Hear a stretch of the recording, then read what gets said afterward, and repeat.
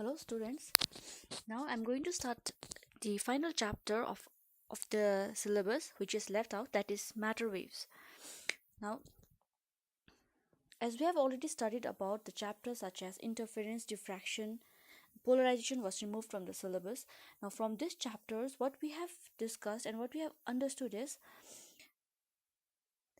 the phenomenons like interference, diffraction and polarizations were explained successfully on the basis of wave nature of radiation. That means these theories can explain that light can be of wave nature, but this phenomenon cannot be explained by corpuscular theory. For example, in interference, light of the light of two beams meeting at some point produces darkness, but it is not possible that two corpuscular or two particles meeting at a point may destroy each other. Now there are certain theories such as photoelectric effect and Compton effect, which explains that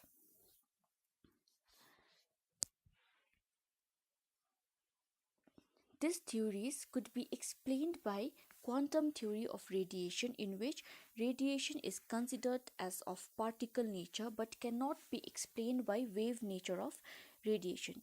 So there are certain theories which can be explained by wave nature, some can be explained by particle nature. So however, we have to say that at ultimately what can be said is, it means that radiation has dual nature, having sometimes behaving sometimes as wave and sometimes as particle. So we'll discuss about particle nature of radiation. Now radiation is considered as of particle nature. It means that radiation has dual nature, behaving sometimes as wave and sometimes as particle. So far no single experiment has been devised which shows dual nature of radiation simultaneously. To describe an experiment which picture is best suited depends upon the nature of the experiment. For example, when we see an object with both the aspects are important. The gathering and focusing of light by an eye lens is well described by the wave picture, while absorption of light by the retina is described by the photon picture of light. So, with the idea of different scientists such as Planck, Einstein, Compton, Compton experiment of scattering of X-rays, such experiments combined together, the particle nature of radiation has been summarized. The first one is radiation in its interaction with matter behaves as if it is made up of particles called photons. So radiation has dual nature. Okay, it has wave nature and particle nature. So it has dual nature. One is wave nature and other one is particle nature. And radiation is made up of particles named photon. Each photon has energy E. So this energy E is h nu. Okay, where h is the Planck's constant and nu is the frequency of light.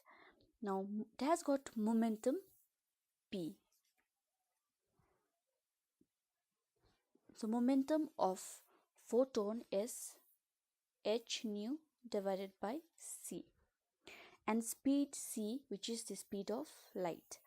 It has rest mass 0. Whenever it is in rest, the mass of a photon, a particle of light, is 0. And photons are electrically neutral. It has no charge in it.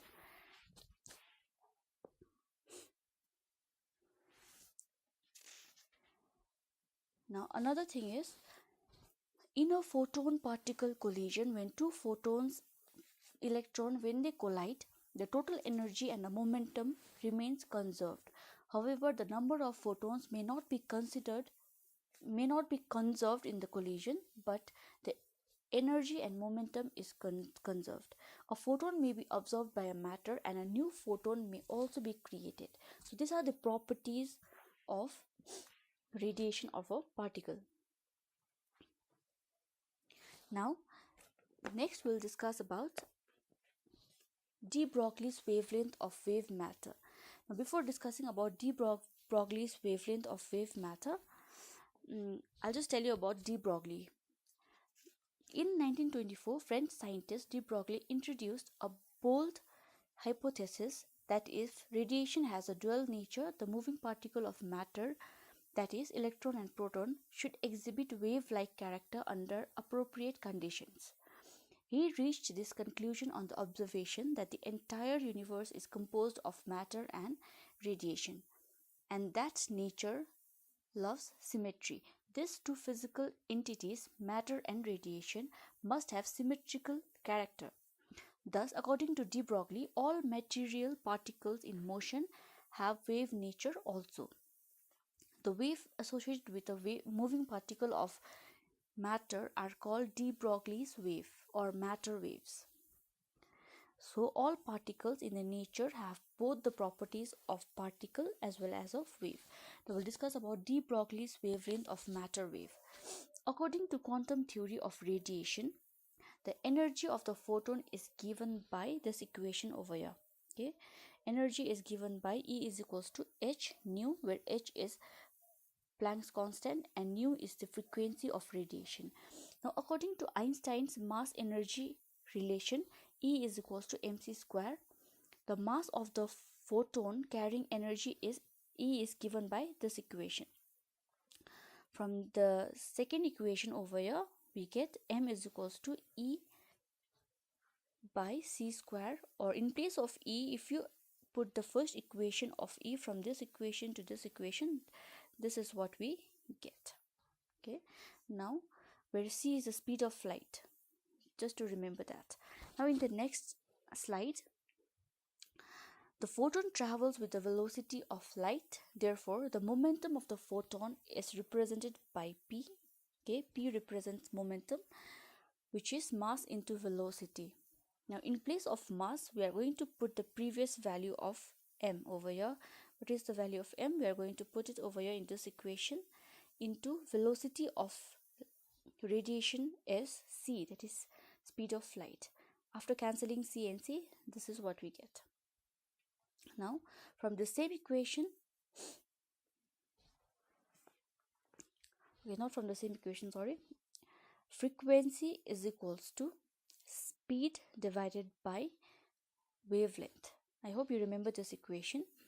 Lambda is the wavelength. Now putting the value of c from this equation to this equation over here, from this equation to this equation over here, we get p is equals to h divided by lambda. And rearranging the same equation, we get this equation. Lambda is equals to h by p. Now p is momentum, so this equation can also be written as lambda is equals to h by m into v. Okay, mv is momentum. Now according to the same equation, if a graph is plotted between different characters, then the first graph the first graph is of momentum versus wavelength. Momentum is p and wavelength is lambda. So our equation is lambda is equals to h by p. So what you can see is lambda and p are inversely proportional. So if you draw a graph, the graph looks like this. This is the nature of graph. A particle of mass m moving with velocity v has momentum mv. Therefore, the de Broglie wavelength associated with the moving particle is given by this equation.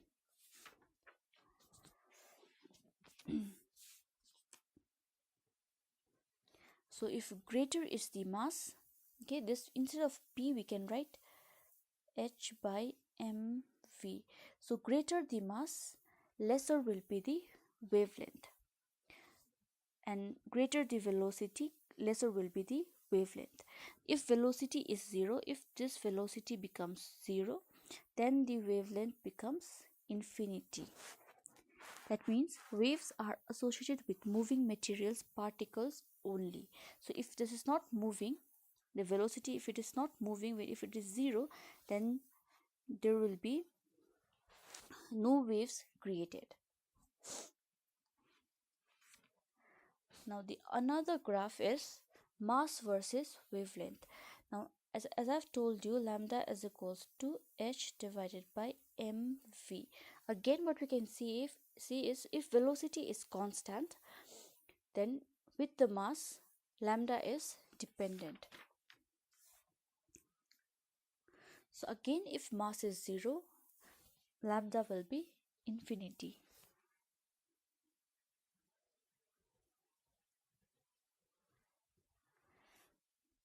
The third one is velocity versus wavelength. So this is the nature of the graph. If mass is constant, then velocity versus wavelength. The de Broglie wavelength does not depend upon whether the moving particle is charged or uncharged. It means that matter waves are not electromagnetic in nature, because electromagnetic waves are produced by motion of charged particles only. Now, de Broglie's wavelength of electrons. We're talking only about electrons now. Let us consider an electron of mass m moving with velocity v. Its de Broglie wavelength is given by this equation. I hope this is similar for you. Lambda is equals to h by m into v. Now kinetic energy is half mv square. Now over here in this equation, we are just interchanging the places of m and half. We are taking this part towards this side, so what we get is this equation. Okay, now in place of v over here, we are putting the value from this equation. So this is what we get, and cancelling this m and m, this equation is what we get. Lambda is equals to h by under root 2mk. This is, however, a general expression for the de Broglie wavelength of a moving particle in terms of kinetic energy of the particle. Now, the experimental demonstration of de Broglie's wave. This experimental demonstration was done by Diffraction and Germa, and it's known as Diffraction and Germa experiment on electron diffraction. Now, if material particles have a wave character, they are expected to show phenomena like interference and diffraction. So, Diffraction and Germa demonstrated that the beam of electron does suffer diffraction. Their apparatus is shown in this diagram. Electrons emitted from the heated filament F. So F over here is the filament. In an electron gun are collimated into a fine pencil by perforated diaphragms and are accelerated through a variable potential V. The electron beam emerging from the gun falls on a nickel crystal C. So this crystal is a nickel crystal. The electrons are diffracted from the crystal in all directions. Okay, this arrow over here shows the direction of the diffracted electrons. The intensity of the diffracted beam in different directions is measured by Faraday's cylinder connected to a galvanometer, which can be moved along the circular scale S. So this is a circular scale, and this cylinder can be moved along this scale. First of all, the accelerating potential V is given by a low value. Okay, the accelerating potential can be changed from this part. It's given by a low value, and the crystal is turned at an arbitrary azimuth. The Faraday cylinder is moved to various positions on the scale S, and the galvanometer current at each position is noted. The current, which is measure of the intensity of the diffracted beam, is plotted against the angle phi between the incident beam and the beam entering the cylinder. So the graph is plotted for different potentials. So potential, first of all, was 44 volt, 48 volt, 54, 60 as such. the graph is plotted for different volts and the angle is measured. This angle over here is measured for different potential. The observations are repeated for different accelerating potential and the corresponding curves are drawn. Now from this different types of curves are seen. It is seen that a bump begins to appear in the curve for 44 volt. So before this 44 volt, no curves were there. Only from 44 volt, these curves bumps were seen. With increasing potential, it is seen that the bump begins to appear in the curve of 44 volt. Now increasing, the bump becomes more prominent in the curve of 54 volt. Okay, in this particular one, the bump became more prominent. At higher potential, the bump gradually disappeared. So the bump is in its most prominent state verifies the existence of electron waves. Okay, in this one, it verifies the electron waves, the wave nature of electron. Now, according to de Broglie, the wavelength associated with an electron accelerated through V is lambda. So this equation gives the equation for wavelength. Now